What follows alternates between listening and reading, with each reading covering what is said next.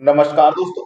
आज मैं आपको गणित के इंपॉर्टेंट क्वेश्चन कराऊंगा। तो चलिए स्टार्ट करते हैं। पहला सवाल है, यदि एक्स वाई बराबर 18 और X square plus Y square बराबर 45 है तो एक्स प्लस वाई क्या होगा।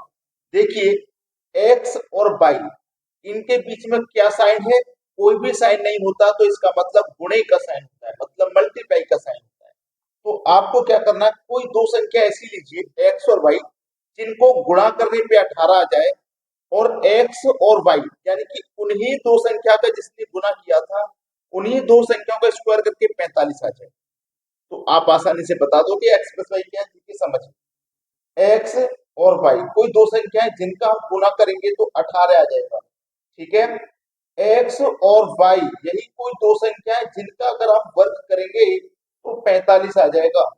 तो हम आसानी से एक्स प्लस वाई बता सकते हैं। देखिएगा, हम यहाँ पे x और y कोई दो संख्या ले सकते हैं जिनका गुणा करने पे 18 आ जाए। तो कौन कौन सी संख्या है जिनका गुणा करने पे 18 आ जाएगा। देखिएगा, यहाँ पे 9 दूनी 18, ठीक है, 6 तिया 18, ठीक है, दूनी में 18 हो गया, 18 एकम 18, ये संख्या है जिनका गुणा करने पे आपको 18 मिलेगा।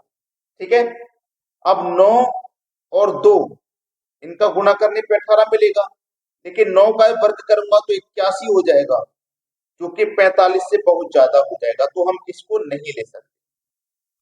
6 गुने 3 18 होता है, 6 का वर्ग करूंगा 36, 3 का वर्ग करूंगा 9, दोनों को जोड़ूंगा 45 हो जाएगा, ये हो जाएगा। इसका मतलब x का मान 3 है, 6 है, y का मान 3, दोनों का गुना करूं तो 18 आ गया। x का मान 6 है, मतलब 6 का वर्ग करो, y का मान 3 है, 3 का वर्ग करो, दोनों का वर्ग करके जोड़ेंगे तो 45 आ जाएगा। देखिए, 6 का वर्ग किया 36, 3 का वर्ग किया 9, दोनों को जोड़ेंगे तो 45। अब x का मान हमारा 6 है, y का मान हमारा 3 है, और दोनों को जब जोड़ेंगे 6 और 3 मिलके 9 आ जाएगा। बस, तो यही हो जाएगा सवाल का सही जवाब 9, यानी कि डी ऑप्शन प्रश्न का बिल्कुल सही जवाब। अब देखते हैं अगला सवाल। अगला प्रश्न है, एक वस्तु के क्रय मूल्य तथा विक्रय मूल्य का अनुपात। क्रय मूल्य मतलब कॉस्ट प्राइस, विक्रय मूल्य मतलब सेलिंग प्राइस, इनका अनुपात है 13:9। ठीक है, कॉस्ट प्राइस हमारा 13 है, सेलिंग प्राइस 9 है। इसका मतलब 13 रुपए की चीज के आप 9 रुपए ले रहे हो, मतलब 13 रुपए की चीज को आप 9 रुपए में बेच रहे हो, तो आपको नुकसान होगा। कितना कम में बेच रहे हो, 4 कम में बेच रहे हो, है ना। तो इसका मतलब 4 का नुकसान कितने पर, याद रखिए 4 का नुकसान। अब यहाँ पे हमें दिया गया है कि 13:9 है, यदि वस्तु पर 320 रुपए की हानि होती है। देखो, अनुपात में हमको कितने की हानि हुई, 4 की, और रुपए में हमको हानि हुई है 320 रुपए की। तो 4 अनुपाते बराबर 320 के हो जाएगा। तो 1 अनुपाते बराबर कितना, 4 अट्ठे 32, 1 0 80 के। 1 अनुपाते बराबर 80 के हमसे पूछ रहा है क्रय तथा विक्रय मूल्यों का जोड़ बताइए। जोड़ बताना है, तो क्रय मूल्य और विक्रय मूल्य दोनों को जोड़ लो, 13 और 9 मिलके 22 हो जाएगा। 1 अनुपात की वैल्यू 80 है, तो 22 अनुपात की वैल्यू कितनी हो जाएगी, 80 से गुना कर दो, 0 आ जाएगा लास्ट में।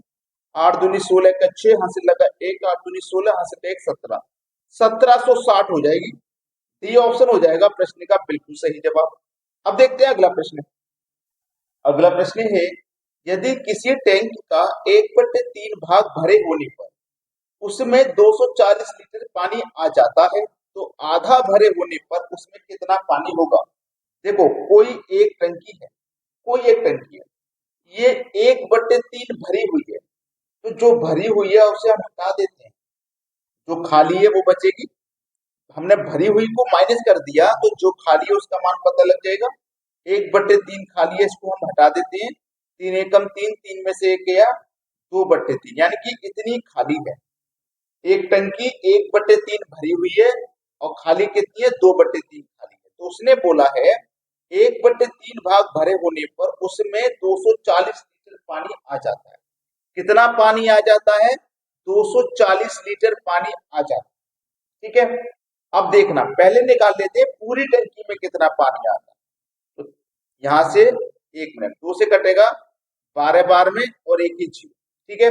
और ये 3 का गुना हो जाएगा 12 दिया 36 और एक ही जीरो 360, मतलब पूरी टंकी में 360 लीटर पानी आता है। हमसे पूछा है आधा भरे होने पर, आधे के लिए क्या करेंगे, 2 से डिवाइड कर दो तो हो जाएगा 180। तो आधा भरे होने पर उसमें 180 लीटर पानी आएगा, मतलब सी ऑप्शन हो जाएगा सवाल का सही जवाब। अब देखेंगे अगला प्रश्न। अगला सवाल है, दिए गए विकल्पों में से विषम को चुनिए। देखिएगा 4 ऑप्शन है, 4 विकल्प है, इसमें से कोई एक विषम हो जाएगा और वही विषम आपको बताना है क्या होगा, ठीक है।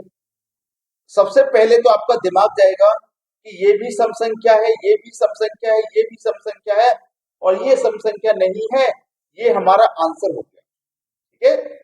ये पहली पॉइंट तो आपका यही है पता लगाने का। अगर मान लीजिए ऐसा तरीका नहीं होता कि 3 हमारे सम है और एक विषम है, अगर ये तरीका नहीं होता तो फिर हम क्या करते, कैसे पता लगाते कि कौन सी संख्या हमारी यहाँ पे विषम है, कैसे पता लगाते। देखिएगा यहाँ पे एक और तरीका है पता लगाने का कि देखो 4 और ये क्या है 8, पहली संख्या लीजिए, इसका गुना आप 2 से करो, कितना हो जाएगा 8, मतलब पहली संख्या का गुना मैं 2 से करूंगा तो दूसरी संख्या मिल जाएगी। यहाँ से भी पहली संख्या लीजिए, इसका गुना भी 2 से कर दो, 1 दूनी 2, देखो दूसरी संख्या यहाँ पे मिल। पहली संख्या लीजिए 5, इसका गुना भी 2 से करो तो कितना मिलेगा 10, देखो दूसरी संख्या यहाँ पे नहीं मिली। यहाँ पे देखो पहली संख्या 3 है, इसका गुना 2 से करो, 3 दूनी 6, देखो दूसरी संख्या यहाँ पे मिल गई, यहाँ पे भी मिल गई, यहाँ पे मिल गई, यहाँ नहीं मिली, तो ये भी हमारा सही जवाब हो जाएगा इस तरीके से, ठीक है। चलिए अब देखते हैं अगला सवाल। अगला प्रश्न है, एक परीक्षा में कमल ने 70% अंक प्राप्त किए, उसे 4 विषय में से 3 विषय में 81, 66 तथा 61% अंक मिले, तो चौथे विषय में उसे कितने प्रतिशत अंक मिले। देखो कितने विषय भाई, एक परीक्षा में कमल ने 70% अंक प्राप्त किए, उसे 4 विषय में से, कितने विषय में से 4 विषय में से 3 विषय में इतने इतने मिले हैं, ठीक है। इतने 3 विषय का दिया गया, चौथे विषय का हमें पता लगा। देखो हमारे पास 4 विषय हैं, तो एक विषय हमारा 100 नंबर का, तो 4 विषय हो गए 400 नंबर के, मतलब टोटल अंक 400 है, जिसमें से हमने प्राप्त कर लिए 70%। याद रखें 70% हमने प्राप्त कर लिए, परसेंट का मतलब क्या होता है, बटे में। तो देखो 2 जीरो से 2 जीरो यहाँ मैं ये कटा दूंगा, 4 सत्ते 28 और एक के जीरो, ठीक है। तो याद रखिएगा ये हमें कितने में से मिले हैं, 4 विषय में से 280 मिले हैं 4 में से। अब देखो जिसमें से एक विषय में मिले हमें 81, एक में मिले 66, एक में मिले 61, तीनों को जब मैं जोड़ूंगा 1 और 6 7 और 1 8, 6 और 6 12, 12 और 8 20, मतलब 208। 280 हमने प्राप्त किए 4 विषय में से, जिसमें से 3 में हमने प्राप्त किए 208। 280 में से 208 घटा दो, चौथे विषय में कितने प्राप्त किए पता लग जाएगा 72। सवाल खत्म हो गया। डी ऑप्शन है प्रश्न का बिल्कुल सही जवाब, चौथे विषय में 72% हमने प्राप्त किया। अब देखते हैं अगला सवाल। अगला सवाल है, एक परीक्षा में 900 लड़कियां तथा 1100 लड़के बैठे हैं, इनमें से 40% लड़कियां तथा 50% लड़के उत्तीर्ण हुए, तो कुल कितने प्रतिशत विद्यार्थी उत्तीर्ण हुए, मतलब पास हुए। देखो ध्यान देना 900 लड़कियां हैं, यानी कि गर्ल कितनी है 900, और लड़के यानी कि बॉय कितने हैं 1100, ठीक है। लड़कियां कितनी पास हुई है, 40% लड़कियां पास हुई हैं, तो हम 900 का 40% निकालेंगे, जिससे हमें पता लग जाएगा कितनी लड़कियां पास हुई हैं, ठीक है। 900 का 40% निकाल लेते हैं, 2 जीरो से 2 जीरो गया, 9 चौको 36 और एक ही जीरो, यानी कि 360 लड़कियां प्राप्त हुई। लड़के कितने प्राप्त हुए 1100, 1100 लड़कियां 50% प्राप्त हुई, तो 1100 का हम 50% निकाल लेंगे, ठीक है। चलिए निकाल लो, 2 जीरो से गए 2 जीरो, 11 पंजे 55 और एक ही जीरो, यानी कि 550 लड़के पास हुए। अब देखो उसने पूछा कुल कितने प्रतिशत विद्यार्थी पास हो, प्रतिशत में पूछा कुल कितने। देखो लड़कियां हैं 900, लड़के हैं 1100, कुल मिला के कितनी है 2000, और पास कितने हुए 2000 में से 360 लड़कियां, 550 लड़के, अगर दोनों को जोड़ लेंगे तो कितना हो जाएगा, ये हो जाएगा 910। लड़का लड़की दोनों मिला के 910 पास हुए, कितने में से 1100 और 900, 2000 में से। अब इसको उसने पूछा प्रतिशत में बताओ, तो प्रतिशत में बताने के लिए 100 से गुना करो। तो यहाँ देखो 2 जीरो से तो 2 जीरो कट जाएगा ये, और 1 जीरो से 1 जीरो कट जाएगा ये, और 2 से कटाएंगे हम 91। 2 चौकू 8, एक बचेगा 11, 2 पंजे 10, एक बचेगा नहीं जाएगा, 10 में 10 और 2 पंजे 10, 45.5। ये आपके सवाल का बिल्कुल सही जवाब हो जाएगा, 45.5 मतलब पी ऑप्शन। अगर आपने वीडियो को लाइक नहीं किया है तो लाइक कर दें, और यदि शेयर नहीं किया है तो भैया शेयर कर दें। ठीक है दोस्तों, धन्यवाद।